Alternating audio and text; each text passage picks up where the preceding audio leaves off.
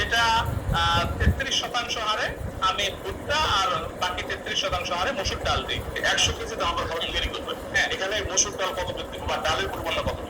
আমার ডালের রেশিওটা আমি এভাবে মেনটেন করি, প্রতি 10 কেজি ভুট্টার সাথে 3 কেজি আকারে মসুর ডাল মিক্স করি আমি। তাহলে আপনি যদি 10 কেজিতে 3 কেজি দেন, জি, তাহলে আপনার 100 কেজিতে পড়তেছে আপনার প্রায় 30 কেজি। জি, 30 কেজি মসুর ডাল পড়ছে। জি, আচ্ছা, বাকি থাকলো 70 কেজি।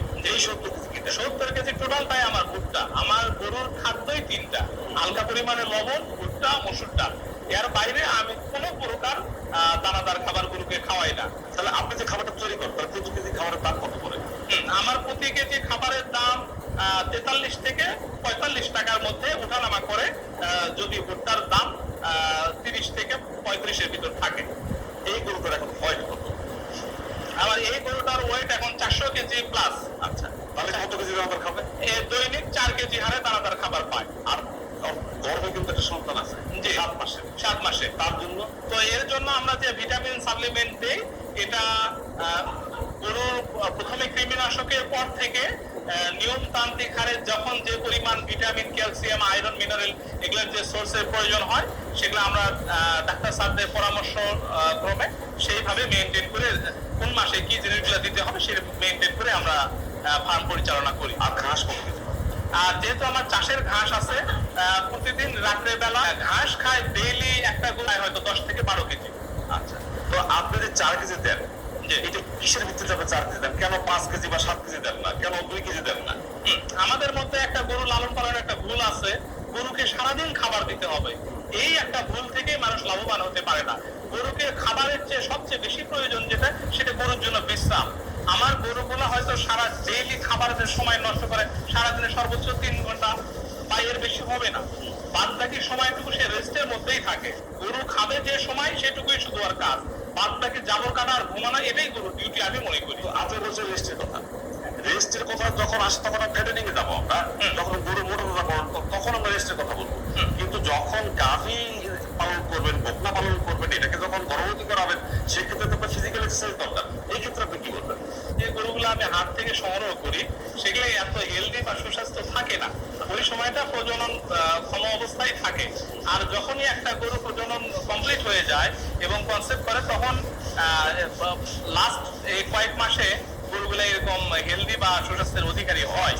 আর সেটাই পরবর্তীতে আমাকে বাচ্চা দেওয়ার পর গরুটাকে বাচ্চাকে সঠিকভাবে দুধ সরবরাহ যেন করতে পারে, এই অবস্থা বা আস্থার উপর ভিত্তি করে আমি গরুগুলোকে এরকম হেলদি রাখার চেষ্টা করি, যাতে দুধ খাওয়ার পর গরুগুলো শুকায় না যায়। আমার পাশাপাশি একটা সুস্থ সবল আপনি বাচ্চাও পাবেন। জি, জি, জি, এইটা তো এটাই আমার মূল উদ্দেশ্য। আমার এখানে বলার কথা আছে যে আমি টোটালটাই এটা একটা ব্যবসায়িক উদ্দেশ্যেই করা। তো আমার মাসে প্রতিটা গরুর পিছনে কত কস্টিং যাচ্ছে এবং আমি বছর শেষে যে একটা বাচ্চা সেল করতেছি সেটা কত করছি, এটা মূলত আমার হিসাবের মধ্যে আছে এবং আমি এদিক থেকে লসে নাই। আমি মূলত ভালো বাচ্চা উৎপাদনকারী হিসেবে সকলের কাছে পরিচিত, বিধায় আমার এটা লস হয় না। এটা কি জাতের? এটা একটা দেশি শাহিওয়াল ক্রস জাত হিসাবে আমি জানি, যদিও এই গরুটা আমার বাজার থেকে কেনা। আর আমার প্রায় গরুগুলো বাজার থেকে কেনার কারণ এরকম যে আমার বাচ্চা উৎপাদনকারী ফার্মটা বাচ্চা উৎপাদনকারী প্রতিষ্ঠান হিসেবে পরিচিত।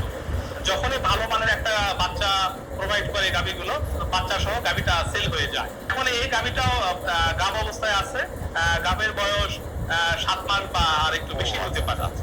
এটাও গাভ অবস্থায় আছে, এটা 6 মাস বা 6 মাস প্লাস গাভ অবস্থায় আছে। এইটাও তো একটা শাহিওয়াল। জি, এটাও একটা দেশি শাহিওয়াল ক্রস গাভী। আপনি এই গাভীগুলো কোথায় পান? আমি এই গাভীগুলো পার্শ্ববর্তী হাট বাজার থেকে সংগ্রহ করার চেষ্টা করি এবং ওইভাবেই কিনি। এই গাভীটা আমার ফার্মে একটু ব্যতিক্রমী একটা। এটা আমার ফার্মের যে গাভীগুলো আছে এর সাথে কোনোটার সাথে কোয়ালিটি মিলবে না।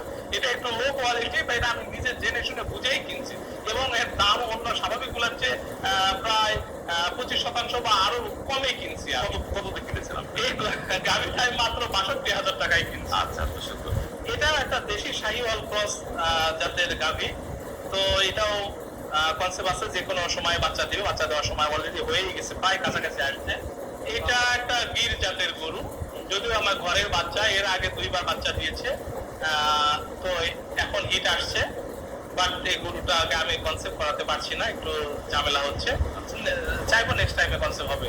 আপনি ডাক্তারের সাথে পরামর্শ জি, ডাক্তারের পরামর্শ সাপেক্ষে এটা ট্রিটমেন্ট চলছে। এই গরুটা আমি ধারণা করছি এটা ব্রাহ্মা জাতের গরু, তার কারণ আমার এটা বাজার থেকে কেনা।